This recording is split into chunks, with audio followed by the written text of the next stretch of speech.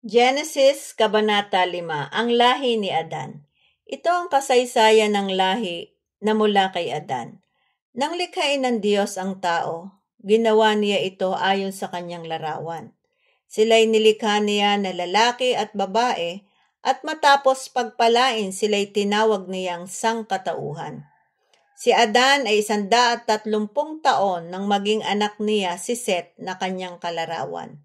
Nabuhay pa siya ng 800 taon at nagkaroon pa ng mga anak na lalaki at babae. Namatay siya sa gulang na 930 taon.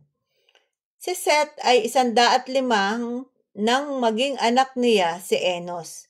Nabuhay pa siya ng 807 taon at nagkaroon din ng iba pang mga anak. Namatay siya sa gulang na 912 taon. 70 taon naman si Enos na maging anak niya si Kenan. Nabuhay pa siya ng 815 taon at nagkaroon din ng iba pang mga anak. Namatay siya sa gulang na 905 taon. Si Kenan naman ay 70 taon nang maging anak si Mahalel. Nabuhay pa si Kenan ng 840 taon at nagkaroon din ng iba pang mga anak.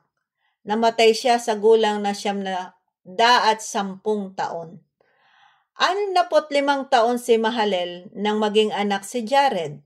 Nabuhay pa si Mahalel ng 830 taon at nagkaroon din ng iba pang mga anak.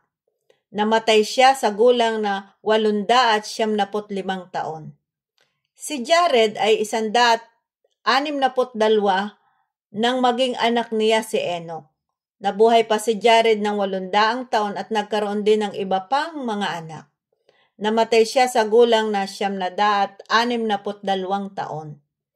65 taon naman si Enoch nang maging anak niya si Matusalem. 300 taon pang nabuhay si Enoch na kasama ang Diyos at nagkaroon ng iba pang mga anak.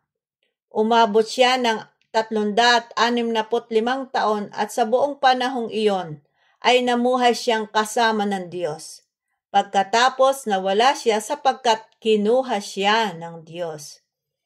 Si Matusalem ay 187 taon nang maging anak niya si Lamech.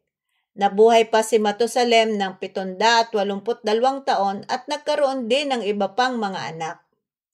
Namatay siya sa gulang na 969 na taon.